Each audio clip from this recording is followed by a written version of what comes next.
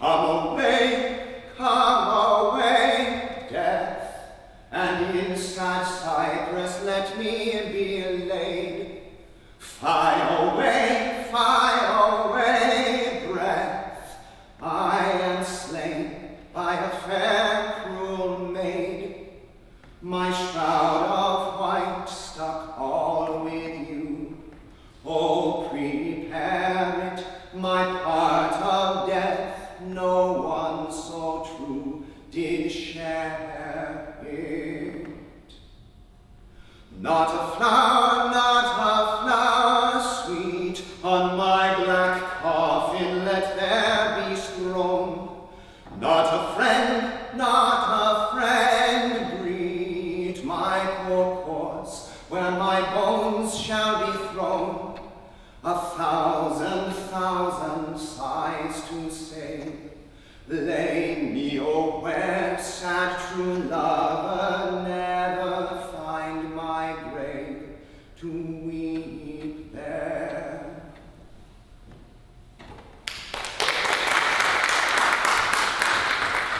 Good morning, and welcome to Shakespeare's Songs, a concert lecture featuring the music of the Bard's plays. My name is Jack DesBois. I am a classically trained singer, an actor, and a storyteller. I earned my Bachelor of Arts degree in music from Middlebury College in Middlebury, Vermont, where I studied vocal performance and musicology. I'm also a Shakespeare scholar. I spent a year studying in the Master of Letters Shakespeare and Performance program at Mary Baldwin University and the American Shakespeare Center in Stanford, Virginia. And I'm also a Belmont Hill alumnus, a graduate of Doc Fast's Shakespeare class, the forerunner to this class. I'm joined today by pianist and Berklee College of Music professor Joe Mulholland. William Shakespeare is known as perhaps the greatest poet and playwright of the English language. He's less known as a songwriter, despite the fact that his plays are full of songs. The trouble is, in the texts of those plays that have survived to our day, there is no indication of the music that was meant to go along with Shakespeare's song texts. Another trouble is that there is no consensus among Shakespeare scholars about whether or not Shakespeare actually wrote the song texts that are included in his plays. And certainly there are many of them that he did not write. Throughout Shakespeare's oeuvre, there are about 160 songs. These include references to popular songs of his time, songs that maybe he's written one of his characters to just reference a line or two that the audience would have recognized. These songs also include songs that were not written by Shakespeare, that he or others after him decided to include in his plays. And these songs include songs written by William Shakespeare, the man himself. I believe that this song that I just sang for you falls into that latter category, that Shakespeare did write this song, Come Away, Death, which comes from his play Twelfth Night. Twelfth Night is a comedy. It begins with the Count Orsino, who delivers the first line of the play, "If music be the food of love, play on." The Count Orsino is a lovesick mess. He's wallowing in his unrequited love for the Lady Olivia. But it's okay that the Lady Olivia doesn't return his love, because he's not really in love with Olivia so much as he is in love with the feeling of love. And he feeds and wallows and enjoys this feeling of unrequited love that he is stuck in. He feeds that with music, and he calls for a song, and this is the song that is sung for him, Come Away, Death. Not quite yet. Roger Quilter, born 1877, died 1953, was an English composer known primarily for his art songs, songs for piano and voice, especially his Shakespeare settings. This is one of them, his setting of Come Away, Death.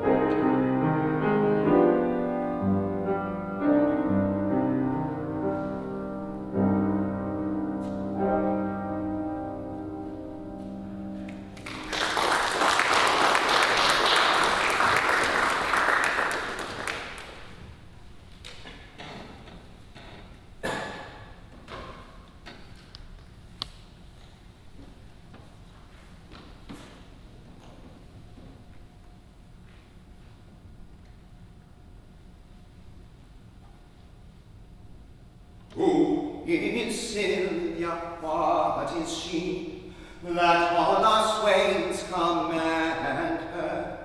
Holy, fair, and wise is she. The heavens of grace did lend her, that she might admire and be. Is she kind as she is fair? For beauty lives with kindness, love doth to her eyes repair, to help him of his blindness, and being helped inhabits there. Then to Sylvia let us sing, that Sylvia is excelling.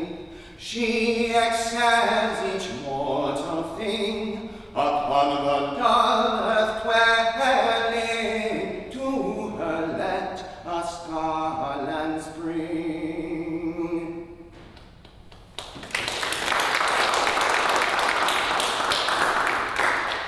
In this concert lecture, I sing each song twice. First, to an Elizabethan or Jacobean tune, unaccompanied, and second, in a 19th or 20th century art song setting with piano accompaniment. The first tune of each pair is a conjectured original tune for the Shakespeare text. Shakespeare wrote the texts of the songs that he wrote and included in his plays.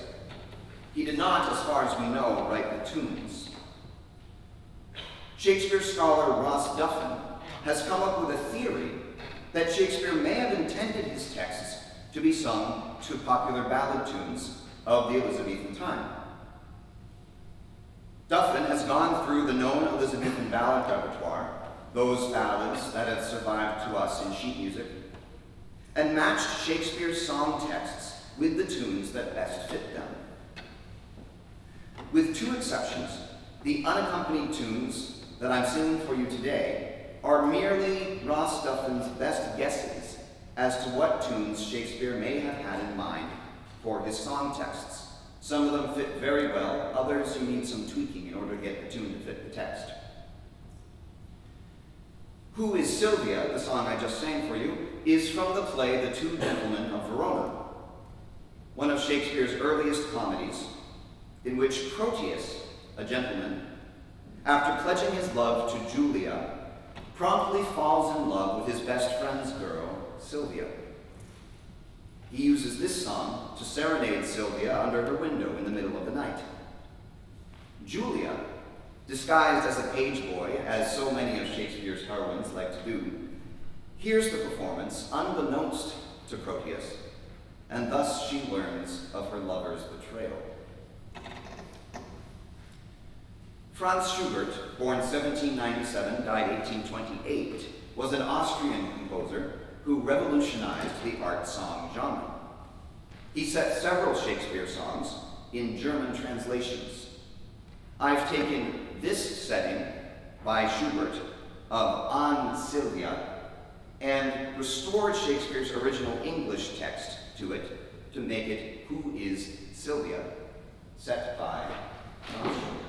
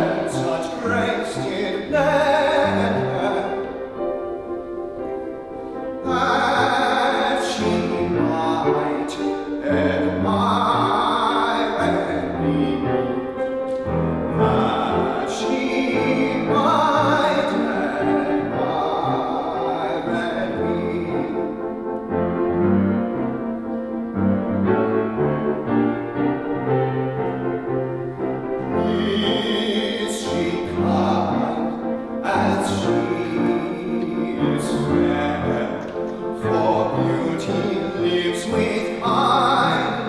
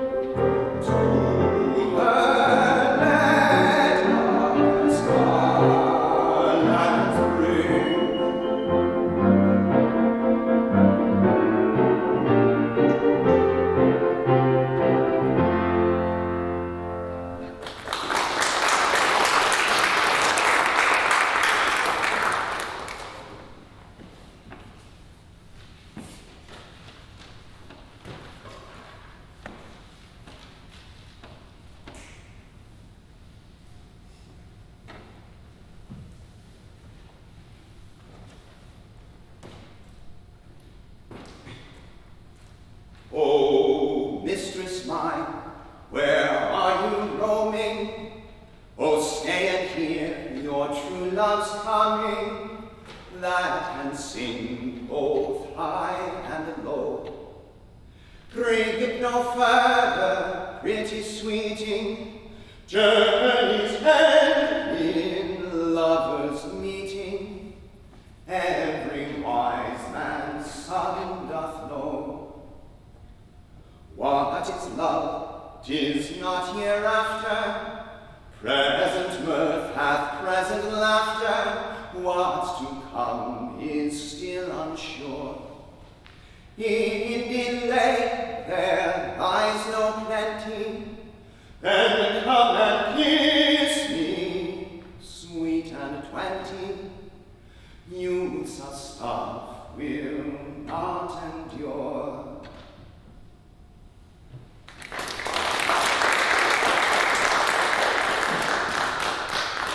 O Mistress Mine brings us back to the play Twelfth Night.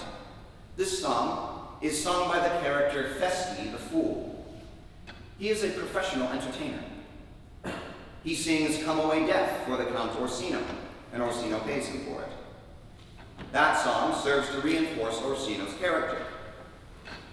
Festi gets paid to sing this song, O Mistress Mine, by a different cast of characters, and this song serves to reinforce their characters too. Sir Toby Belch and Sir Andrew Ague Cheek are enjoying a night of eating, drinking, and making merry in the kitchen, and waking up the entire house with their noise. This Elizabethan tune is more than merely a conjectural best fit. The tune that I just sang for you is attributed to an Elizabethan composer named Thomas Morley.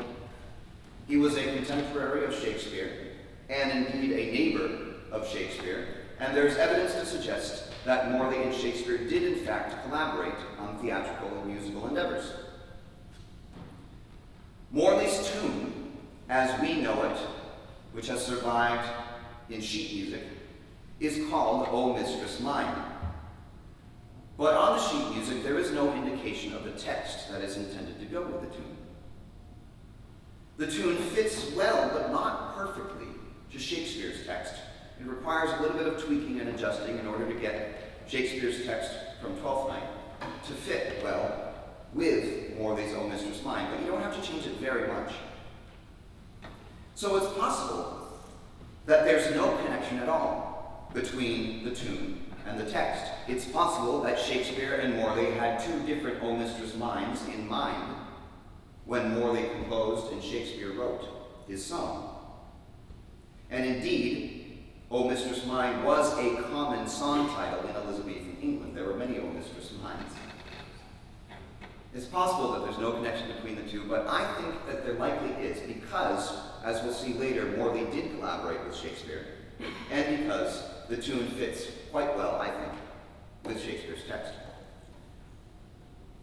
Samuel Coleridge-Taylor, born 1875, died 1912, was an Afro-British composer who spent time in America soaking up early jazz and ragtime music. You can hear those influences in his version of O Mistress Mine.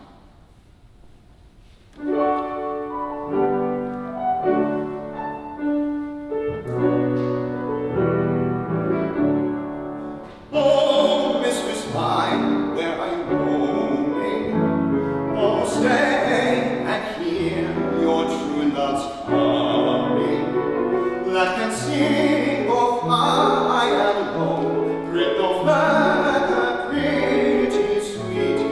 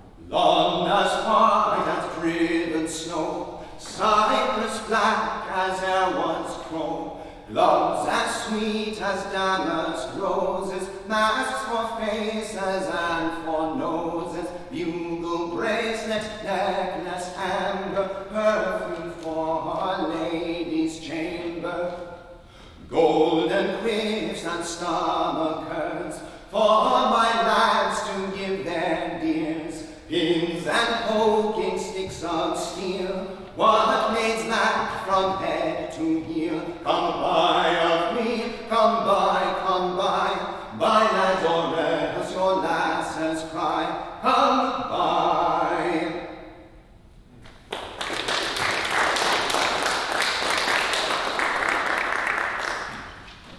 Lawn as white as driven snow comes from the play The Winter's Tale, one of Shakespeare's late plays written between 1609 and 1611.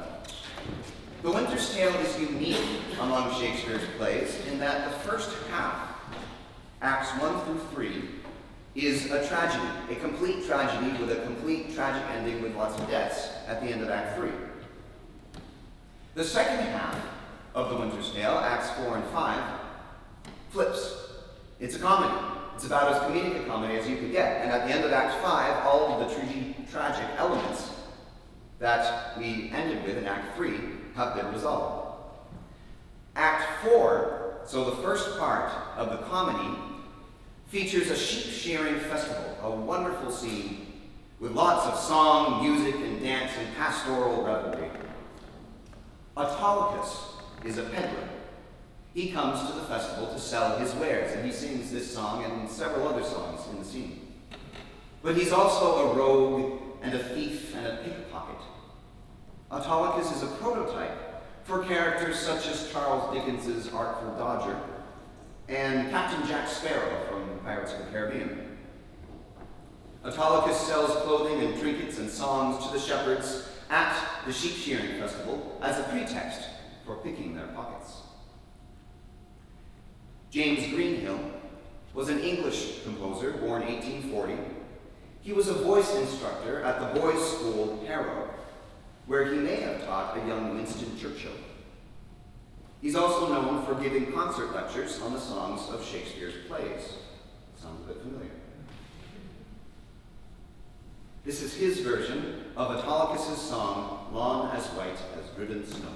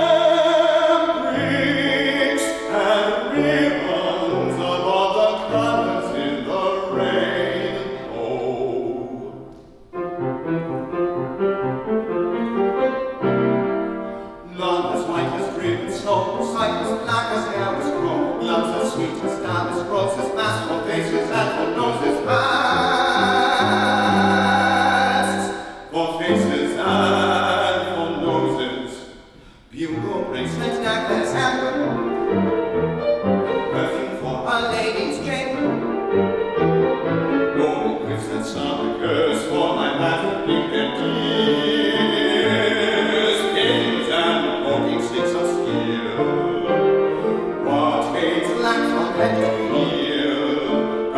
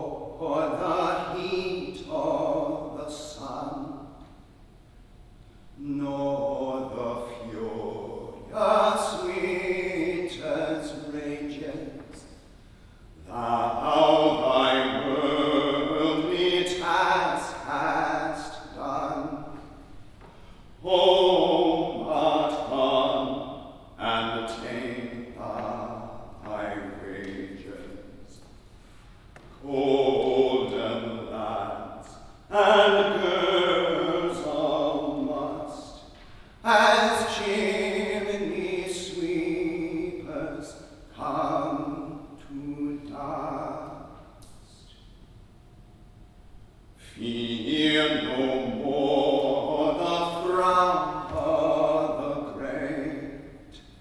Thou art past the tyrant's stroke. Care no more to clothe and eat. To thee the reed is as the oak. The scepter learning physic must all follow this and come to dust. Fear no more the lighting flash, nor the dreaded thunderstone. Fear not slander, censure rash. Thou hast finished joy and moan. All lovers young, all lovers must consign to thee and come to dust. No exorciser bar me thee, nor no witchcraft charm thee. Ghost unlaid forbear thee, nothing ill come near thee. Quiet consummation have, and renowned be thy grave.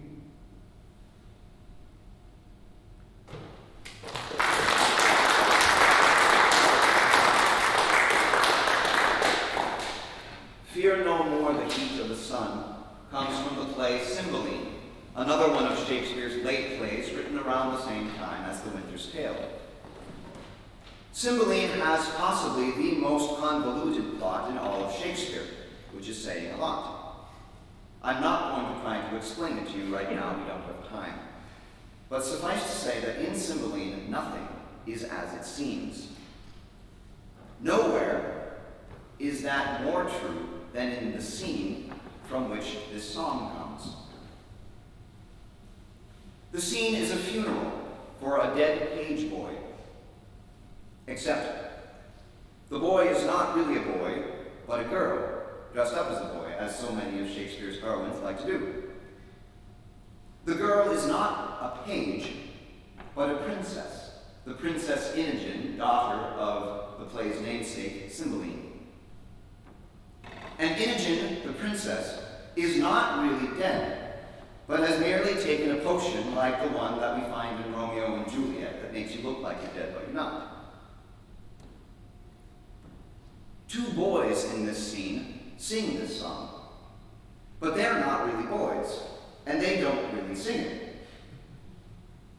At the last moment, before the funeral starts, they beg off singing, saying that they are too grieved to be able to sing, that they're going to have to speak it, and besides now, they say, our voices have got the mannish crack. So they're not boys anymore, they're young men. I think this is evidence of a revision in Shakespeare's text, that Shakespeare originally wrote this scene for two boy soprano actors to sing his song. But that before, or maybe during, the run of the show, he had to rewrite the scene when the boy actors' voices broke. They were no longer boy sopranos, they were men, and they couldn't sing the song anymore, so Shakespeare had to do some hasty rewriting to make it plausible that they wouldn't sing the song. Gerald Finzi, born 1901, died 1956, was a Jewish English composer who brought jazz influences into his classical compositions. You'll hear jazz chords and harmonies in this rendition of Fear No More, The Heat of the Sun.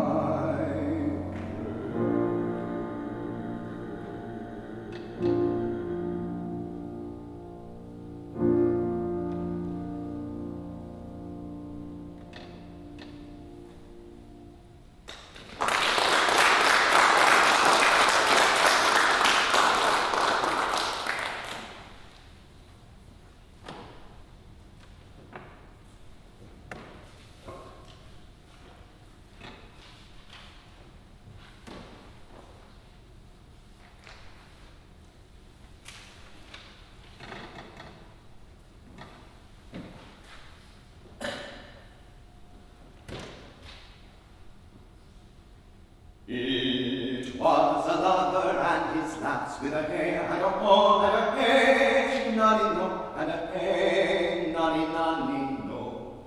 That o'er the green cornfield did pass in springtime, in springtime, in springtime, the only pretty ringtime when birds do sing, hey ding-a-ding-a-ding, hey ding-a-ding-a-ding, hey ding-a-ding-a-ding, sweet lovers love the spring in springtime. In springtime, the only pretty ringtime when birds do sing, hey ding-a-ding-a-ding, hey ding-a-ding-a-ding, hey ding-a-ding-a-ding, sweet lovers love the spring. Between the acres of the rye with a hey and a ho and a hey, nonny no, and a hey, nonny nonny no. These pretty country folks would lie in springtime, in springtime, in springtime, the only pretty ringtime when birds do sing, hey ding-a-ding-a-ding, hey ding-a-ding-a-ding, hey ding-a-ding-a-ding, sweet lovers love the spring in springtime. In springtime, the only pretty ringtime when birds do sing, hey ding-a-ding-a-ding, hey ding-a-ding-a-ding, hey ding-a-ding-a-ding, sweet lovers love the spring. This carol they did say that hour with a hey and a ho and a hey, nonny no, and a hey, nonny nonny no. How that a life is but a flower in springtime, in springtime, in springtime, the only pretty ringtime when birds do sing, hey ding-a-ding-a-ding, hey ding-a-ding-a-ding, hey ding-a-ding-a-ding, sweet lovers love the spring in springtime. In springtime, the only pretty ringtime when birds do sing, hey ding-a-ding-a-ding, hey ding-a-ding-a-ding, hey ding-a-ding-a-ding, sweet lovers love the spring. And therefore take the present time with a hey and a ho and a hey, nonny no, and a hey, nonny nonny no.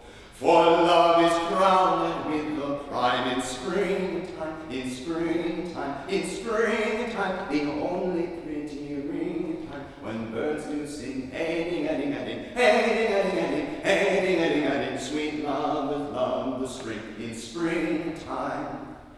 In springtime, the only pretty ringtime when birds do sing, hey ding-a-ding-a-ding, hey ding-a-ding-a-ding, hey ding-a-ding-a-ding, sweet lovers love the spring.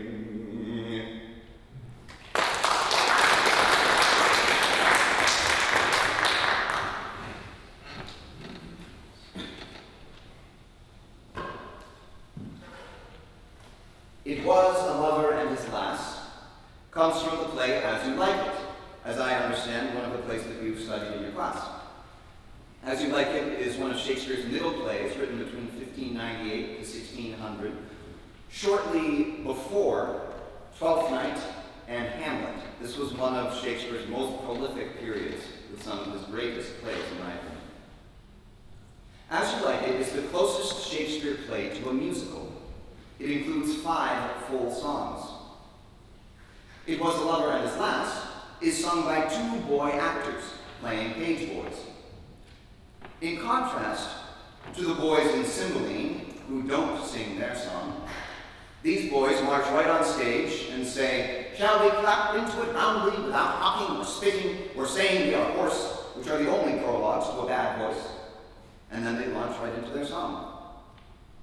Some scholars think that Shakespeare didn't write this song, since it is irrelevant to the plot of As You Like It. And indeed, you take the song out of the play, and the plot isn't harmed at all. That's the case for most of the songs in As You Like It. But the song is relevant to the play's themes, and As You Like It is a play in which the themes are at least as important as the plot. This song reinforces the lighthearted pastoral nature of the play and of the magical forest of Arden in which it takes place.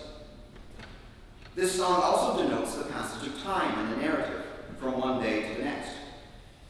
And it gives the actors time to change into the costumes that they will need for the final scene of the play, which is a quadruple wedding. The setting of this song exists, which is very exciting to me. With very little doubt, we can trace the tune for this song, It Was a Lover and His Lass, to the composer Thomas Morley, our friend from O Mistress Mine. Sheet music survives of It Was a Lover and His Lass, Morley's tune, which includes a text that is almost exactly the same as the text you find in Shakespeare's play. So we know that the tune and the text go together. What we don't know for certain is whether Shakespeare wrote those words. Was this a commission for As You Like It? Did Shakespeare write this text and then commission Thomas Morley to write a tune to go along with it? Or was this an already existing song that Morley had already written, or that maybe even somebody else had written, or maybe was traditional, and Morley just put the tune onto sheet paper? And Shakespeare took that existing tune and placed it in his play, thinking that it fit well. We don't know. I think we will never know those sorts of things about Shakespeare's plays. But whether or not Shakespeare wrote the words, it does seem like a thoughtful and appropriate, fitting choice for him to include it in his play in the place where he did. The next art song is another Gerald Finzi setting. Both this song and the song that I just sang for you, the art song I just sang for you, Fear No More the Heat of the Sun, come from a cycle of 5 Shakespeare settings that Finzi set. All 5 of them are delightful. I'm only singing 2 of them for you today. So if you'd like to hear more of Gerald Finzi, you can find the other 3 songs on your own. This is It Was a Lover and His Lass, set by Gerald Finzi.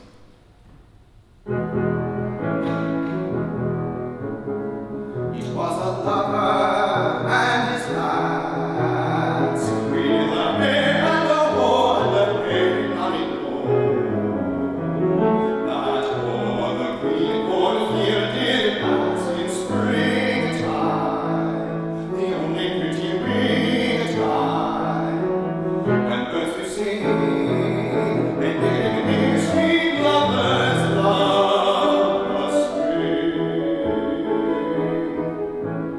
Between the acres of the Rhine, in the hay and the moor and the berry honey moor, these pretty country folks would lie in springtime, the only pretty springtime, when birds do sing, and giving sweet lovers love the spring.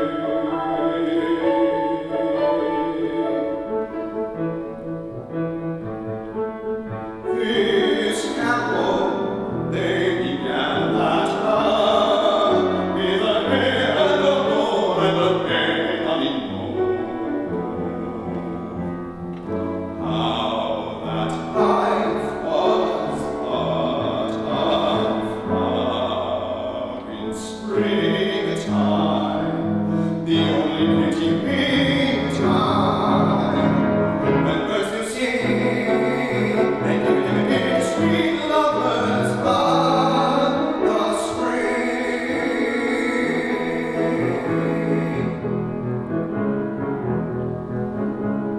And therefore take the present time, with a hay and a hoe and a berry honey moor. For love is folded with the prime in springtime, the only pretty springtime, when birds do sing, and give sweet lovers love the spring.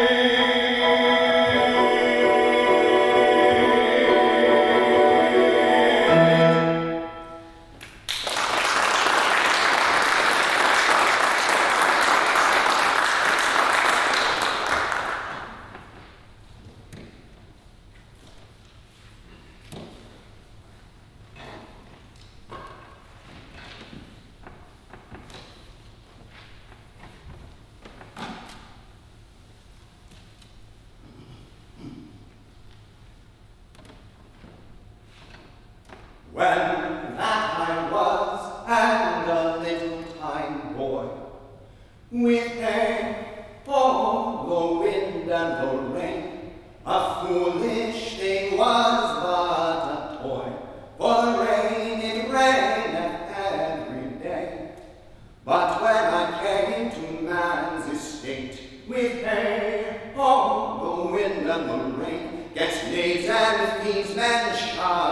gates, for the rain, it raineth every day.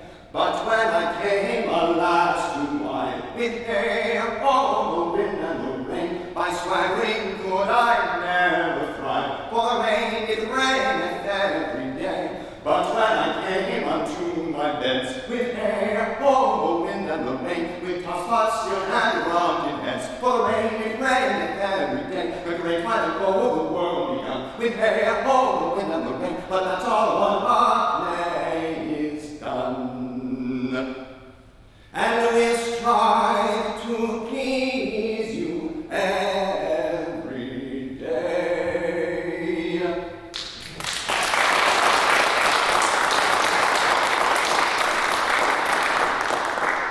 Our concert lecture is not quite done.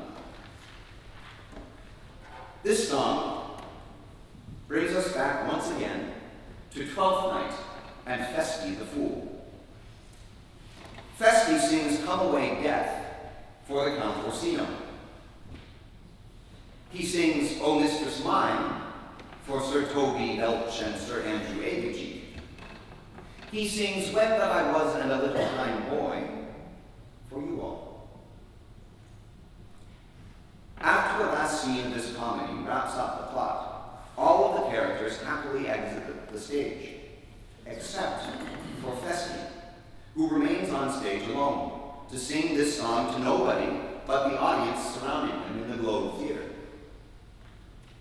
For this reason, some scholars are convinced that Shakespeare neither wrote this song nor intended for it to be a part of his play. It was common practice in Elizabethan theater for the playhouses to include a jig or musical act or song at the end of a play simply to entertain the audience after the play was done. Those final acts had nothing to do with the plays that they followed.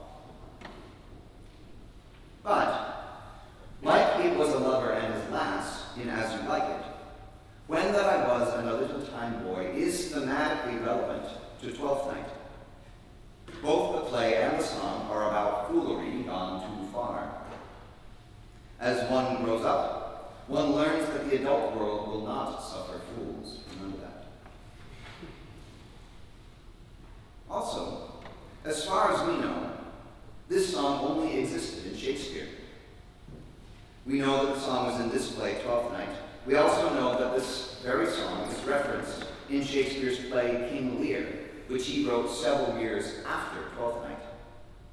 Apart from that, there is no evidence of the existence of this song, When That I Was and a Little Time Boy, in the extant documents we have from the Elizabethan time.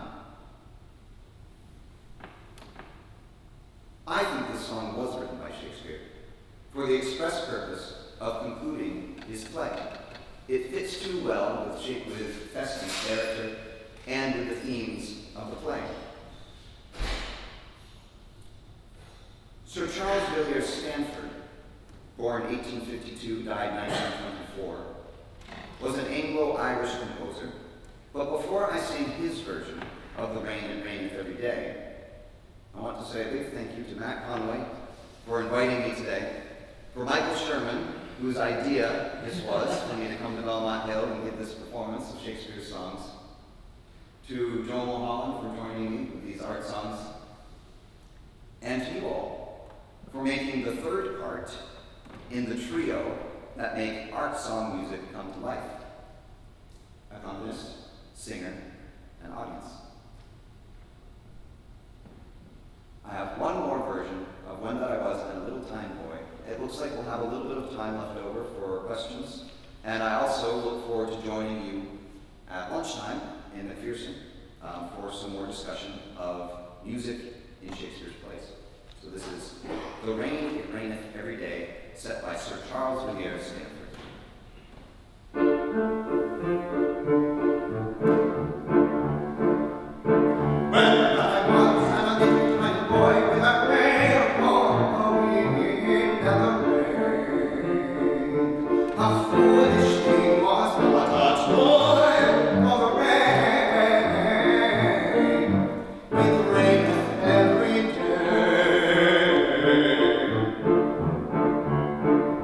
But when I came